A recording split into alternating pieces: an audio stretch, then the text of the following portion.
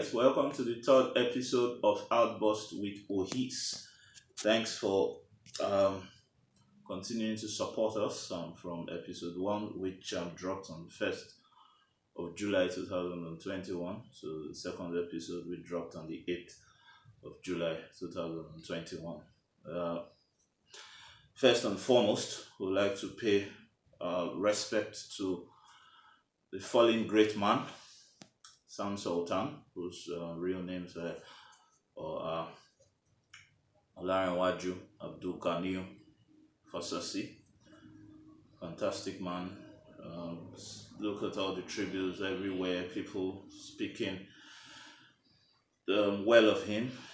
He definitely touched lives. I felt really bad, felt hot when news came through on Sunday that he had succumbed to immunoblastic T-cell lymphoma, a rare form of non-Hodgkin's lymphoma. Rest in power, the legendary Sam Sultan, who churned hits upon hits and had 8 albums. So he definitely left indelible mark, the stamps of time.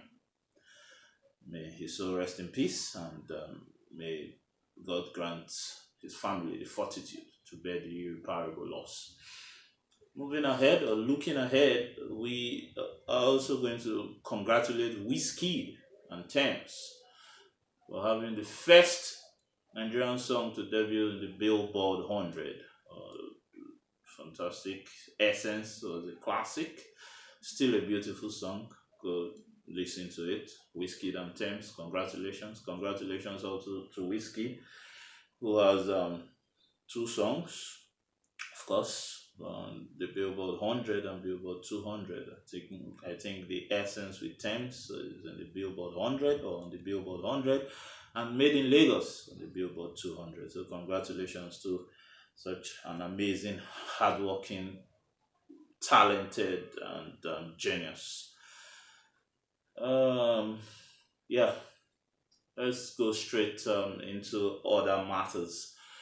Looking at the back and forth, seeming tussle for artifacts between the palace and the Edo State government, even though the Edo State government maybe intelligently downplayed the effects of the back and forth of the tussle or whatever it is. And there's the issue of the Benin Royal Museum, as well as the issue of the governor having to want to do it all on his own without the collaborative efforts of the palace. And the Oba, the highly revered Omonoba Nedu, had a meeting with all Edolites last week.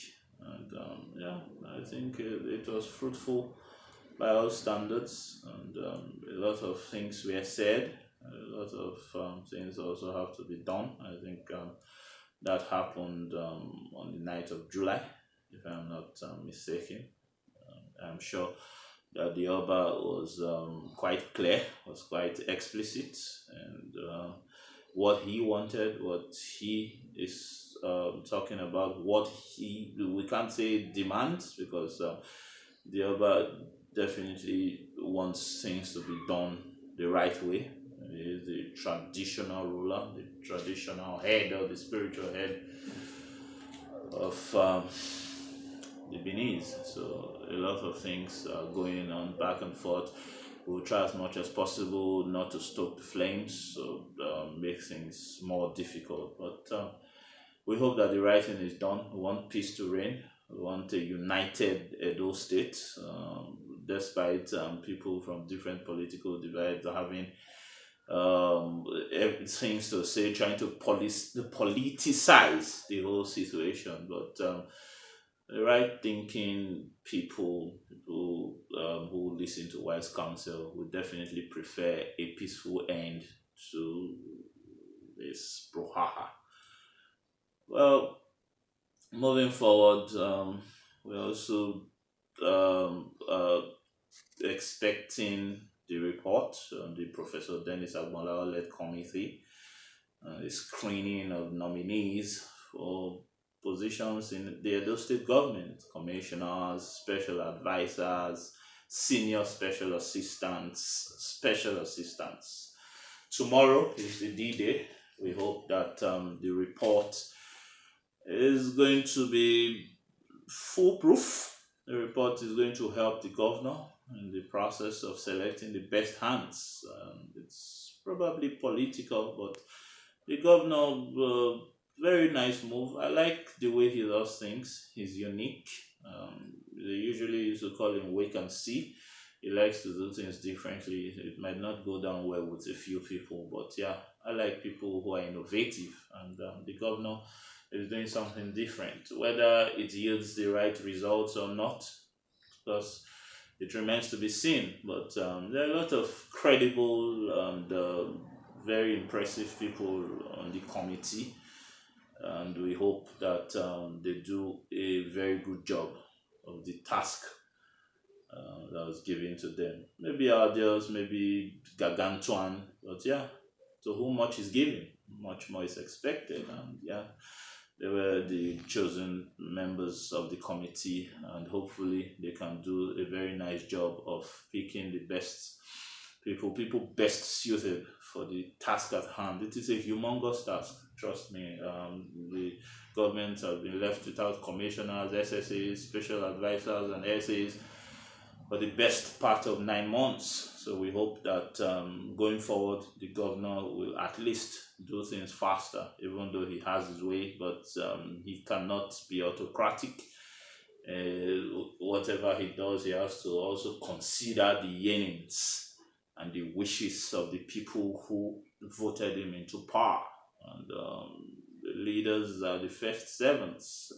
They have to focus on servitude, not being power drunk. Because the great Ragnar Lodbrok said it in Vikings that power attracts the worst and corrupts the best. Power belongs to those who decide to humble themselves, to pick it up. So I think he was talking to Bjorn Ironside, his first son, one of those beautiful scenes. Vikings, in case you haven't seen it, probably was one of the best series ever made. All right, we'll take a short break. When we return, we'll discuss other matters. All right, welcome back. This is the sports segment. You know, I can't do an outburst with Ohis episode without my favorite thing in all the world. All right, going straight into sports. Copa America wrapped up. Euro 2020 wrapped up. Wimbledon wrapped up. Even though we're preparing for the Olympics, and we have to begin with the Nigerian basketball team led by Mike Brown, also known or affectionately known as the Tigers. They claimed a huge scalp by defeating the United States of America, backed it up by defeating Argentina, the first and fourth ranked teams respectively in the world. And we have the likes of Chimezie doing very well. Jalil Okafor, Josh Okoje, Jordan Wara, Ike Diogu, the captain, to mention but a few. But yeah, they fell to Australia in the early hours of this morning. Australia, third ranked team. They were all over the Tigers. Fantastic performance from the Australians from start to finish on the D, around the perimeter, threes, defense, offense, sparkling performance, near perfect, near flawless. I think the Tigers will learn more from defeat than victory. Mike Brown will look at his first loss since taking over in 2020. And reflect on it and ensure that things get better in the Olympics proper, where they're also going to face Australia, Italy, as well as other important teams in the games proper. Hopefully, we can put up a good showing and show that the wins over the USA and Argentina were no fluke. So we'll go straight into Copa America, where Leo Messi has finally won an important international trophy. And this has happened in the Copa America. The last time Argentina won the Copa America was 1993. So it's been quite a long time. Angel Di Maria, just like he did In the final of the 2008 Olympics football tournament against Nigeria was the deciding factor. Fantastic goal in the 22nd minute, which put Brazil to the sword. And Leo Messi has joined the pantheon of greats who have won the Copa America after near misses in the last 5, 6, 7 years. So Leo Messi has finally won it. Keep pushing. It is never over until it is over. And Leo Messi right now has won an international trophy. Congratulations to Leo Messi, Angel Di Maria, Lautaro Martinez, Kun Aguero, Nicolas Otamendi, Emi Martinez, and the entire members of the RB Celeste. Well, Lionel Scaloni, who is their manager, has also done a very, very good job. Also, commiserations to Brazil. And they've had stellar names: Neymar, Casemiro, Gabriel Jesus, Firmino, Alisson, Ederson, Fred. Unfortunately, they came up short in the final. Well, they'll look on the bright side and hope that they can do a lot better in subsequent tournaments. Euro 2020 came to an end on Sunday.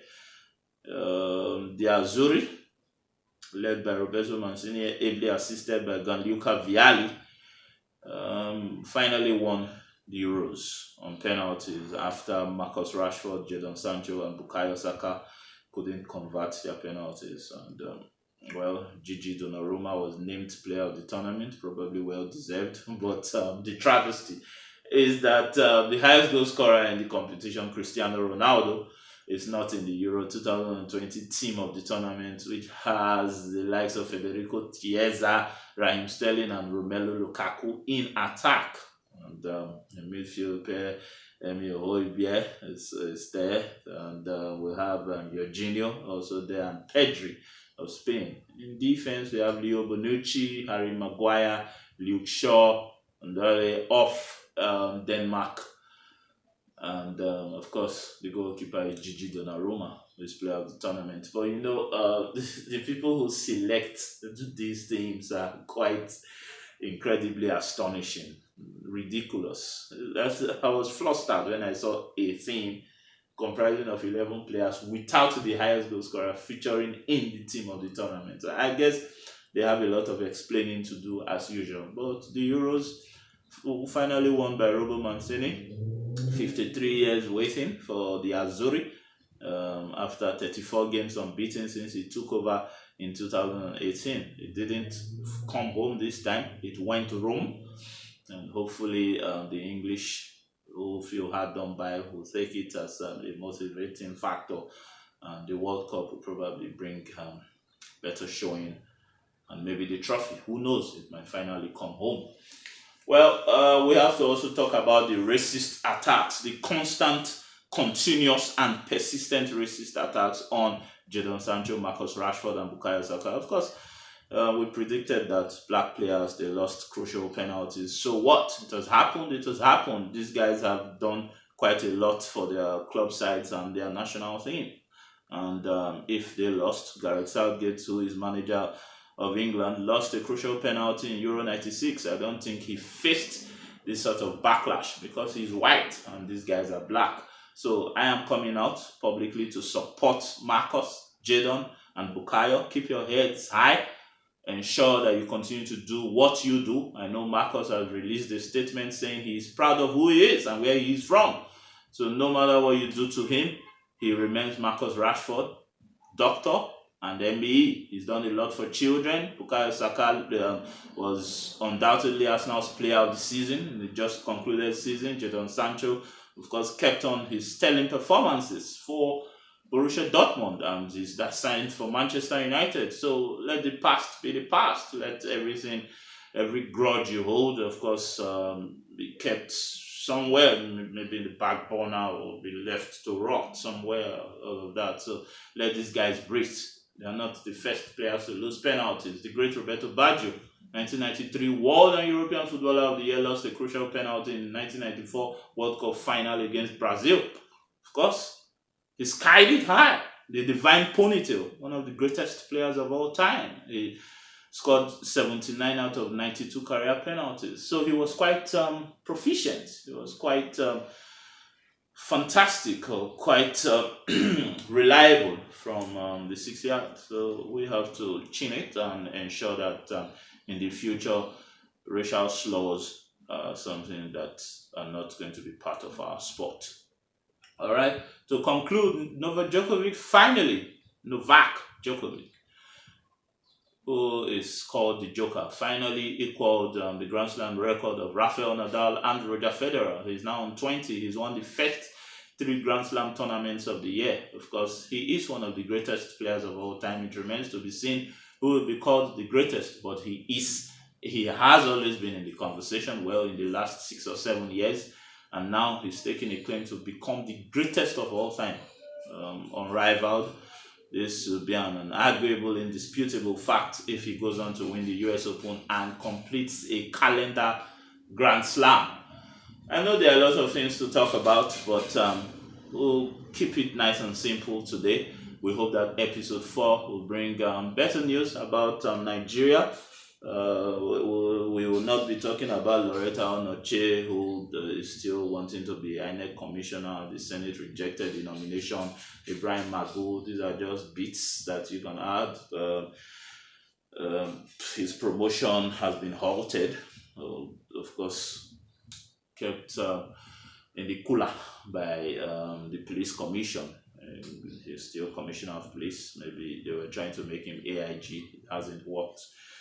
And well, there are other things that are happening in Nigeria at the moment. We hope for better news. Security must be better. We hope that our leaders take leadership by the scruff of the neck and ensure that followers are having it very good in our country, Nigeria. Thank you very much. I remain Ohis Eboreme, your regular show host, and it is Outburst with Ohis. Shouts to everyone who supported us. We hope that in the future we'll get sponsors and all of that.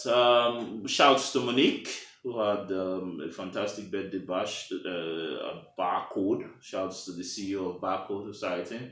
Shouts to Big Splash, who hosted the monumental 1442 Cypher on Saturday. Mo Fame, great guys, doing great, keeping hip hop on the map. Those guys must be grateful to him. Hosseini Duno, you know, I rep you, my man, and every other person who's been supportive. Shouts to my mom, shouts to my auntie, I know, shouts to my uncle, Chief Dr. Furiozo Ebreme. All right, take good care of yourselves, guys. Take good care of yourselves until next week, Wednesday, when we come your way again.